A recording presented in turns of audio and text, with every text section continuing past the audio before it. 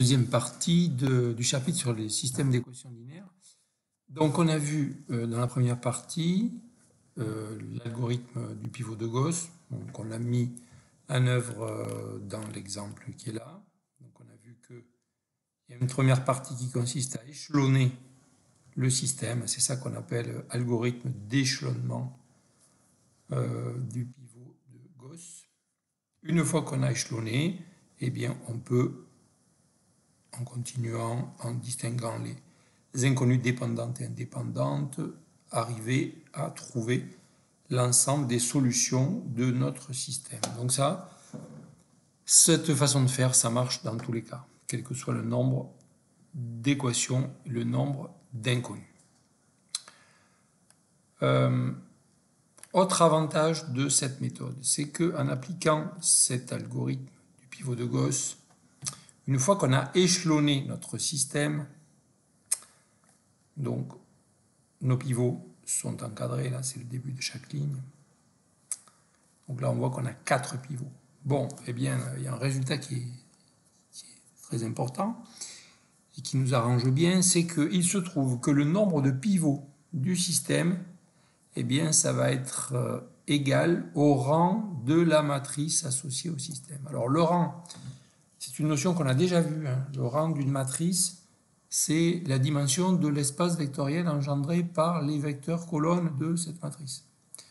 Donc c'est pas forcément facile à trouver.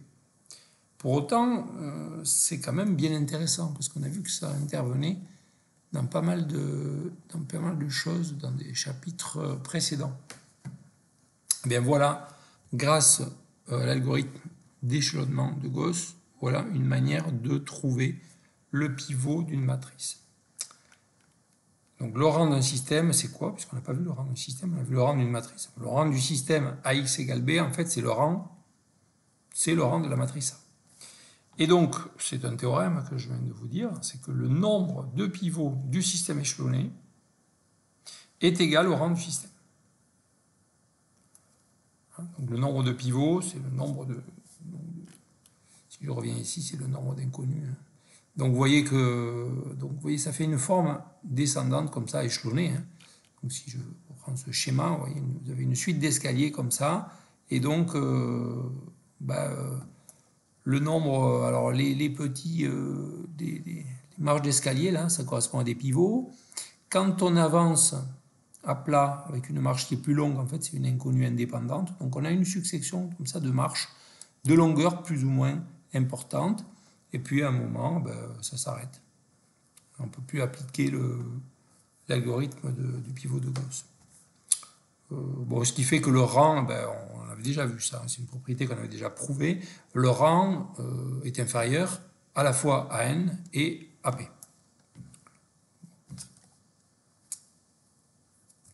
Donc, si on revient maintenant à notre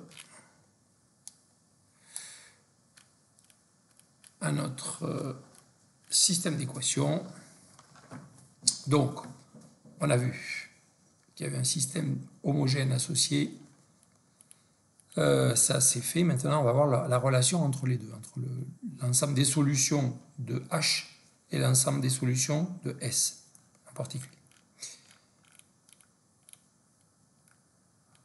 Alors, l'algorithme du pivot de Gauss, qu'on a déjà implémenté, qu'on a exécuté dans un cas particulier, dans un exemple. Donc, comment on s'y prend? Voilà l'algorithme. Donc, en TP, cet algorithme, vous allez l'écrire sous forme de fonction Python. Que faut-il faire? Alors, déjà, on ne va pas, quand on va programmer, les inconnus ne nous intéressent pas. Ce dont on a besoin, c'est de la matrice grand A, membre de gauche, et B, du second membre. Donc en fait, on va travailler avec une matrice qui a n lignes et P plus une colonne. Les P colonnes de A plus la colonne du second membre. On va mettre tout ça dans une matrice. Donc on va partir de... Alors comme on est en informatique, là maintenant, les indices dans une matrice, ils sont initialisés à 0. Donc on commence avec une ligne courante, une variable lig, et colonne courante, variable col, à 0. Et on va continuer à faire notre échelonnement tant que le numéro de lig, donc la variable lig, est strictement inférieur à n, donc tant qu'on n'a pas fini soit toutes les lignes, ou alors, si on est arrivé, on sortira aussi, on s'arrêtera si le nombre de colonnes devient trop grand. Donc on est dans la colonne col. Qu'est-ce qu'on fait? On cherche dans la colonne col, à partir de la ligne lig, donc en descendant, un coefficient non nul, et c'est ce coefficient qui sera appelé pivot si on en trouve un. Donc s'il n'y a pas de pivot, eh bien, c'est pas compliqué, on passe à la colonne à côté. Et on refait le même travail.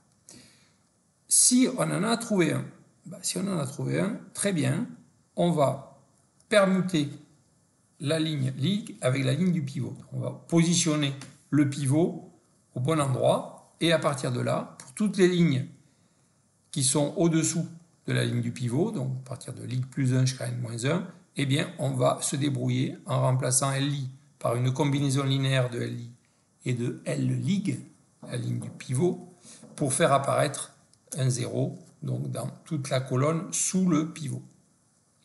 Quand on a fait ça, eh bien, on incrémente lig et col. Donc vous voyez, s'il n'y a pas de pivot, on incrémente col, on reste sur la même ligne, on va à côté, donc ça va faire une marche d'escalier plus longue. Si on a trouvé un pivot, on incrémente à la fois lig et col, donc ça fait une marche d'escalier simple. Bon, à partir de là, donc, quand on a fait ça, on a échelonné notre système. Alors, il y a une petite remarque qui est que là, dans l'algorithme, on vous dit chercher dans la colonne un coefficient non nul, appelé pivot. Bon, nous, on va travailler avec des fractions, donc effectivement, c'est pas grave, on peut très bien se contenter de trouver le premier coefficient non nul. Il nous ira très bien, on pourra s'en servir comme pivot. Si on travaillait dans R, ben on aurait intérêt à choisir pour pivot pas forcément le premier coefficient non nul, mais plutôt celui de valeur absolue maximale. Parce que sinon, on va être amené à diviser par...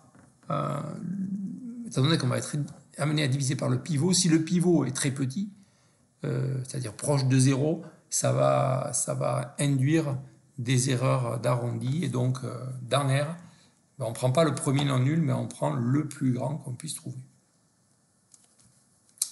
Donc voilà, l'algorithme pivot de Gauss, il permet d'échelonner. Donc il ne permet pas de résoudre le système, il permet de faire la première partie. Donc en pratique, comment fait-on pour résoudre? Qu'est-ce qu'on fait à partir de la matrice échelonnée? Donc on l'a vu, les pivots, donc c'est les premiers termes de chaque ligne non nulle, les inconnues dépendantes correspondantes au pivot. Alors, il y en a R comme le rang, puisqu'on a dit que le nombre de pivots c'était le rang, on l'appelle R. Donc ça c'est des inconnues dépendantes.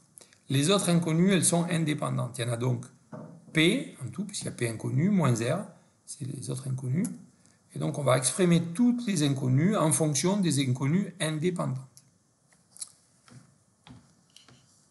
Donc à partir du système échelonné, comment on fait pour trouver l'ensemble des solutions?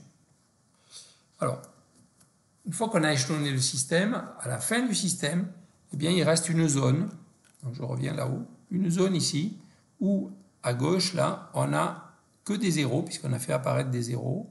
Et puis dans le terme, dans la partie droite, eh bien, ça dépend. Dans ce rectangle jaune, eh bien, ça dépend. S'il n'y a que des zéros, tout va bien. Ça veut dire que, bon, on va avoir plein d'équations ici à la fin. 0 égale 0. Ça ne pose pas de problème. Par contre, si dans le rectangle jaune, il y a une quantité qui est non nulle, ça veut dire qu'on aura ici une équation 0 égale quelque chose qui n'est pas nul. Et donc, ça voudra dire que le système est incompatible. Si je reviens à l'exemple ici, vous voyez qu'une fois qu'on a échelonné, on se retrouve avec une équation 0 égale 0. Et donc, on a dit que le système était compatible. Ici. Donc, voilà. Le système... Une fois qu'on a échelonné, on voit si le système est compatible ou pas. Donc s'il existe une équation incompatible, le système n'admet pas de solution. Sinon, qu'est-ce qu'on fait? Ben, on fait ce qu'on a fait sur l'exemple, c'est-à-dire, d'abord, grâce au pivot, on fait apparaître des zéros au-dessus de chaque pivot. Et on normalise. Alors, normaliser, ça veut dire remplacer, diviser par la valeur des pivots, quoi, pour avoir. Et donc, c'est ce qui a été fait ici. Vous voyez, quand on part ici, qu'on arrive là. Attendez, ici. Et les pivots, ici, là, j'ai 2. Pivot, c'est 2z moins 2t. Donc là, j'ai divisé pour obtenir... on a fait diverses choses, mais on s'est débrouillé pour avoir des pivots comme ça, avec chaque fois un coefficient de 1. C'est ça qu'on appelle normaliser. Donc, on normalise. Donc, on fait apparaître des zéros au-dessus de chaque pivot et on normalise. On obtient un système qui est dit, on dit que le système est résolu. À partir de là, qu'est-ce qu'il faut faire? Premièrement, on fait passer les inconnues indépendantes dans le second membre, donc à droite. Et ensuite, pour chaque inconnue indépendante, on ajoute une équation dite triviale. Et à partir de là, on obtient directement, alors j'anticipe un peu, une base de S de H. Pourquoi? Parce que S de H, en fait, c'est un espace vectoriel. Donc je reprends l'exemple pour vous montrer ce qu'on a fait là. Donc ici, vous voyez, j'ai une inconnue indépendante. Donc j'écris une équation qui est triviale, puisque j'écris y égale une fois y. C'est trivial. Mais pourtant, ça nous sert pour la suite. Si on n'écrit pas, on ne peut pas conclure. Et à partir de là, eh bien, je vois apparaître donc cette colonne-là, 3, 0, 1, 1, 1, plus y fois tout ça. Donc ça, en fait, c'est l'ensemble vectoriel, l'espace vectoriel engendré par ce vecteur-là. Donc j'ai bien ici une quantité constante plus une quantité qui appartient à un espace vectoriel.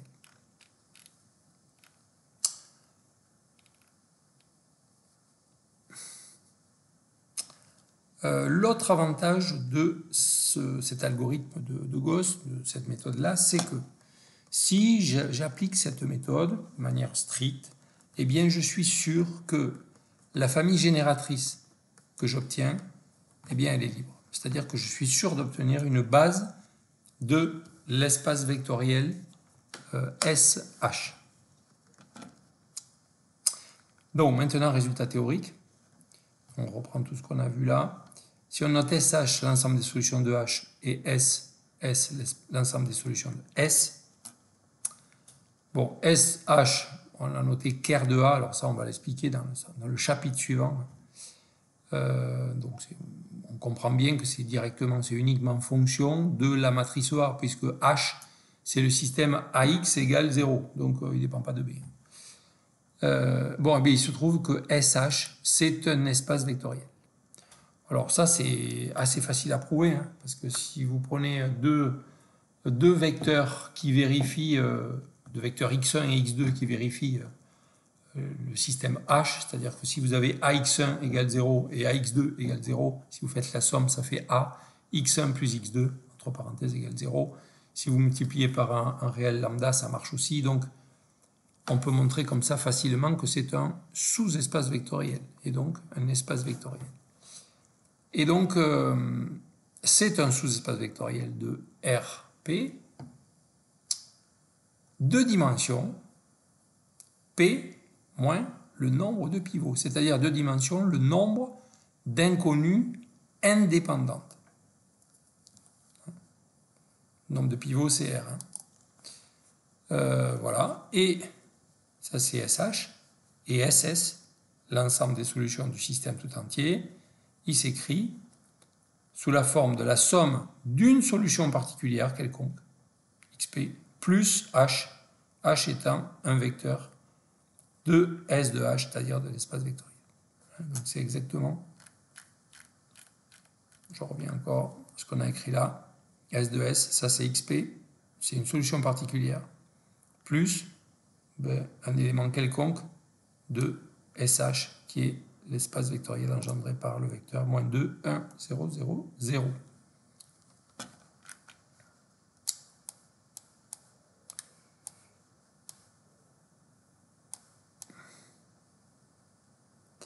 Alors, juste une remarque qui concerne le cas particulier où il y a autant d'inconnus que d'équations.